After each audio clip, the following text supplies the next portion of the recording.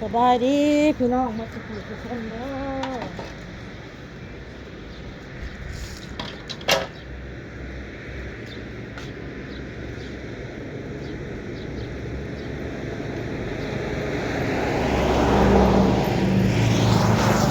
น้องนะลูก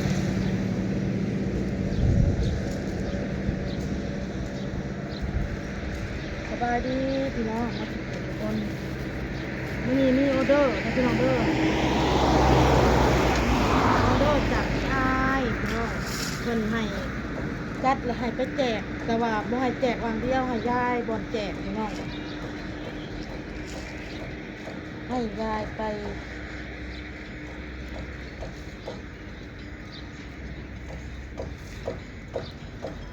ทำลายพี่น้องโอ้ที่จัดเสร็จแล้วเนาะ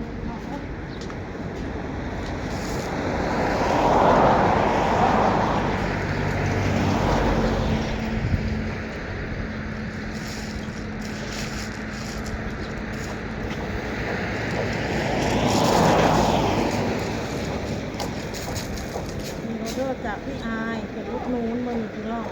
อุดนูนอ้น500เด้อพี่น้องเด้อแล้วก็อุดนูนไม่น้อย100พี่น้อง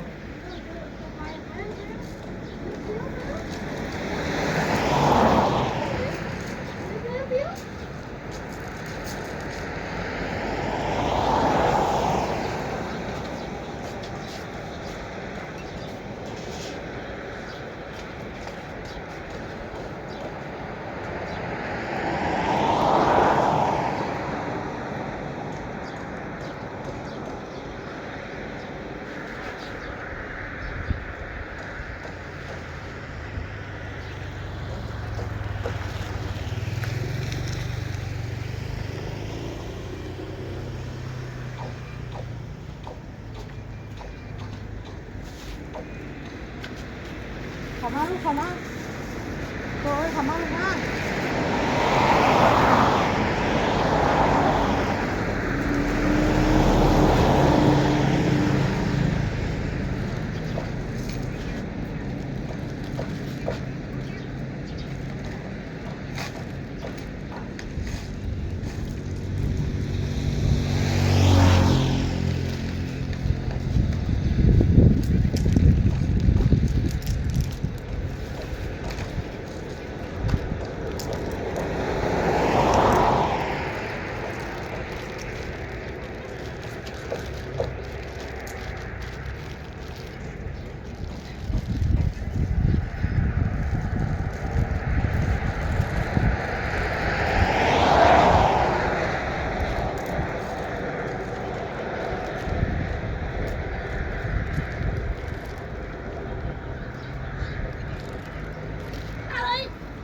เฮ้ยขอมาลูกโต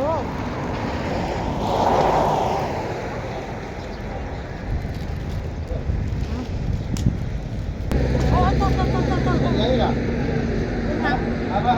ว่าเป็นยังละบอลมันอ๋อเกือบแล้วมันเกียดมันเป็นสิบวะมันเกียดครับเป็นสิบวะบอลเห็นแล้วใส่นอกบอล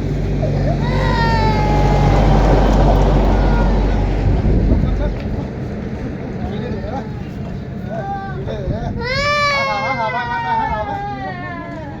หาเถาแพงอ้นแล้วอ้นลองจัดดูดีอยู่บ่เลย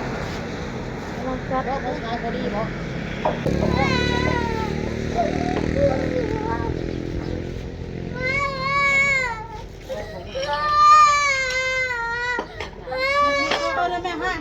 ให้ออโต้สองไปทำอยู่ไหนไปหาตัวร้อย165เนาะเอาเนาะเฮ็ดโอ้ย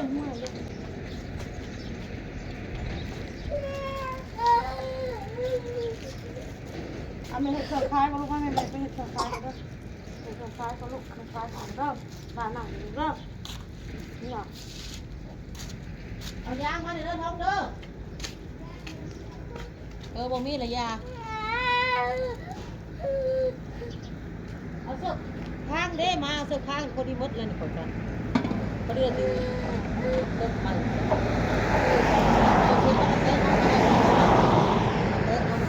เก่าขนาดนั้นเขาโตให้เขาโต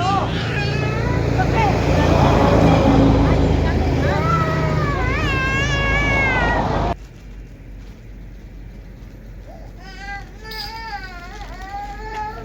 ลูกเรา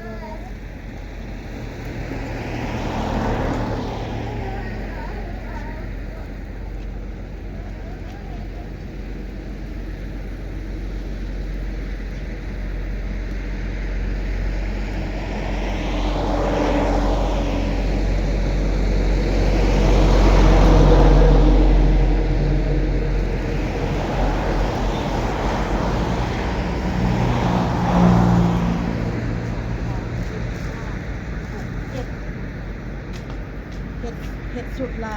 50 บาทเห็ดสุดละ50 บาทเงินเพิ่นให้มา500ก็สิให้สร้างน้ำให้น้องสร้างให้ค่ะ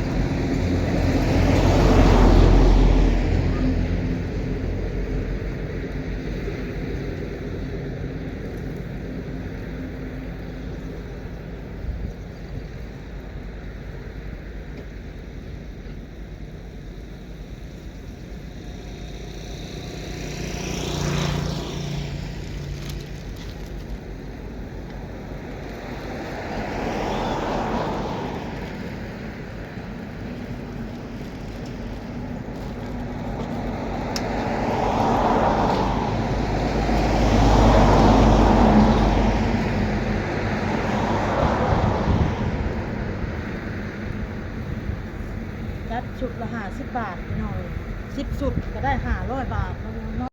นี่ก็เสร็จแล้วพอดีเครื่องพอดีเลยเอาตัวนั้นจับเสร็จตัวนี้จับเสร็จนะเห็ดสุดละ50 บาท1 สุด2 สุด3 สุด4 สุด5 สุด6เนาะ6 สุด7 สุด8 สุด9 สุด10 สุดเห็ดสุดละ50 บาทพอดี500แต่ว่าเฮาสิไป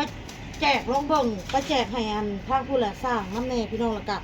สร้างที่อยู่ใกล้ๆน้ำเนาะไปโอเค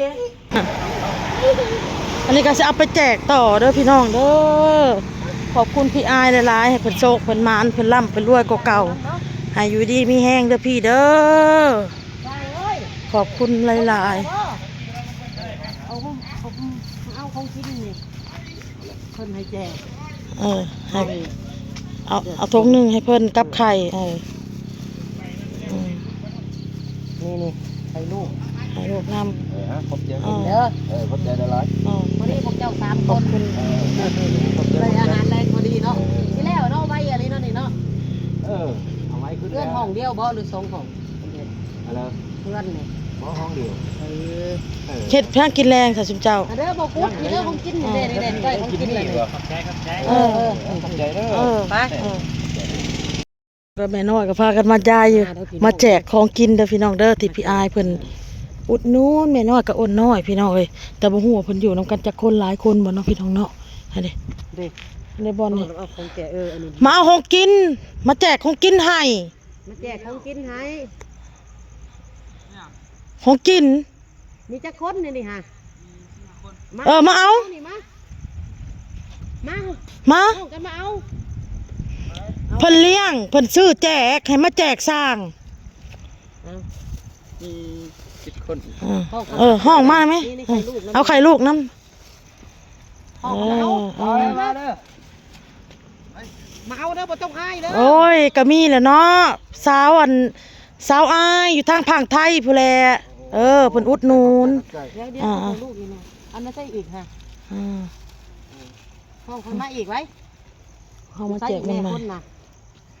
เมืองเพิ่นก็เลิกเวียดบางนึงแหละ นี่เขาเช็ดยังนี่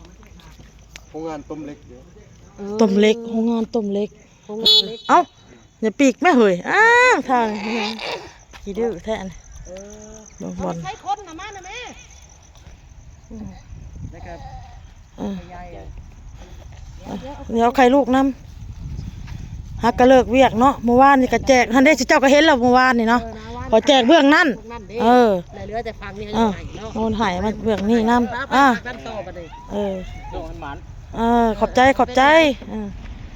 ไปเฮากะเอาแล้วอีหล่ะลูกชิ้นไม่ใช่เลย มีมัดกุทงซะหน่อยลูกชิ้นนะตอกลูกชิ้นนี่ มีมัดกุทง อีหล่ะเอาเลยเอาใส่ลูกว่า ไปล่ะไป มา หลายอย่างนี้ทุกคน มา มา ต่อ หลายอยู่ มาพวกเจ้ามาเรียนแล้วเด้อเอาหลายคนอะไรเนาะอยู่นี่เนาะ อวยพรให้เพิ่นเด้อ ส่งมาลำรวยปีใหม่ลำรวยเด้อ แบ่งกันกินเอาเลย หลายเข้าใจดีๆแม่ง มาอีกเลยไหม มาเลยแม่ ลำรวยคำพูด อ่า มาเลยมาเราไม่ต้องให้เด้อ เออ มาอีก เออ นั่งน้อยๆเราได้จ้ะ ใช่ล่ะ เอาไข่ลูกให้เราเนี่ยอ่ะ พุ่นน่ะก็เอาไข่ลูกให้เราเอาพุ่นน่ะ เอาเนี่ยเอาไข่ลูก เออ พี่น้องหลายอะไรเนาะ อวยพรให้เพิ่นแน่ โอ้ยคนแน่คนซื้อพวกเจ้ากิน รวยปีใหม่เด้อ เออ ส่งมาที่ไม่ซ้ำอยู่ สาธุขอบใจ ผักเลยเนาะ ผักมีในแคมป์ที่เพิ่น เลยแคบ โอ้ยน่ะปรุงบ่นอนหนาวใครแต่มื้อนี้บ่ลมเนาะแต่นอนเนาะ อันน่ะพวกเจ้าคันมาขายF100ซื้อซอยหน่อยเด้อบอกมาขายF100แล้วซื้อซอยหน่อยเด้อ โอเคไปวันนี้เฮาเมื่อปะ F100มาขายให้เขาพี่น้องเลยไปครับ เออ ไปบัดหาเมื่อบัดนี้เมื่อกันพี่น้อง มันนี่พี่น้องหลังจากที่เฮาไปแจกของแล้วเรียบร้อยก็ถือว่าแล้วเนาะพี่น้องเนาะไปแจก2บอนพี่น้องให้อันสร้างอยู่บอนนึงแล้วก็อีกบอนนึงพี่น้อง2บอนพอดีหมดแจกให้สร้างแล้วเจ้าหาเช้ากินค่ำเลยพี่น้องไอ้ผู้ที่มาจากลูกจากเมียแน่บางคนก็เอาลูกเอาเมียมานำพี่น้องอยู่ในแคมป์ตั้งแคมป์เอาอันพยางมุงแล้วก็พากันอยู่นำพี่น้องก่อนอื่นอ้นก็ขอบมุกขอบใจพี่อายคนสวยเด้อพี่น้องเด้อแล้วก็ขอบมุกขอบใจ FC นำที่ติดตามที่เบิ่งคลิปแต่ต้นจนจบก็ขอให้ทุกคนแล้วก็พี่อายแล้วก็ FC มันทุกคนพี่น้องเอ้ยให้มีสุขภาพร่างกายแข็งแรงให้มีความสุขความเจริญขอให้เจริญรุ่งเรืองในหน้าที่การงานเดินทางไปไหนก็ให้ตลอดปลอดภัยขอให้ถูกหวยรวยเบอร์เฮงๆรวยๆเมื่อสุขคนนอนรับก็ให้ได้เงินหมื่นนอนตื่นก็ให้ได้เงินแสนเด้อขอบคุณหลายๆขอบคุณพี่อายขอบคุณ FC ทุกคนขอบใจผู้ใหญ่ใจดีทุกท่านที่สนับสนุนแล้วก็อุดหนุนอ้นกับแม่น้อยหลายๆเด้อขอบคุณมากๆขอบคุณเรื่อยเพิ่นพี่น้องผู้ที่เครื่องขายคือหมดเลยเกลี้ยงเลยนะพี่น้องเนาะลูกชิ้นฮอทดอกพี่น้องมีแต่มื้ออื่นอ้นสิลงไปตลาดแต่เช้าพุ่นแหละก็สิเฮ็ดแต่เช้าเลยสิเกี่ยมไว้แต่เช้าเนาะพี่น้องเนาะก็ขอบคุณเรื่อยเพิ่นหลายๆเด้อพี่อายเด้อขอบคุณมากๆแล้วพี่น้องเอ้ยเพราะว่าอ้นเฮ็ดชุดละ50 บาทชุดละ30,000ตีเป็นเงินเฮาตีเป็นเงินบาท50 บาท ไปแจกไปยายให้สร้างพี่น้องบอกมันเฮ็ดเวียกกับค่ำมืดแล้วพี่น้องเอ้ยก็ขอบคุณเอ้ยเพิ่นหลายๆพอดีเกลี้ยงเลยมื้อนี้ขายดีขนาดเทน้ำเทท่าตั้งแต่ขายมานี่มีมื้อนี้แหละแบบเกลี้ยงเลยเนาะพี่น้องเนาะแม้แต่พักพี่น้องคัดสิยังกะแจ่วน้ำจิ้มน่ะยังน้อยนึงพี่น้องแจ่วแต่อ้นก็สิเฮ็ดเพิ่มอยู่สิเฮ็ดแจ่วเพิ่มกับของขายมื้ออื่นอ้นไปตลาดแต่เช้ามาเฮ็ดแต่เช้าเตรียมแต่เช้าเอาเนาะเอาพี่น้องคลิปนี้อ้นก็สิลาไปก่อนพี่น้องพ่อกับคลิปหน้าเด้อจ้าสบายดีบ๊ายบาย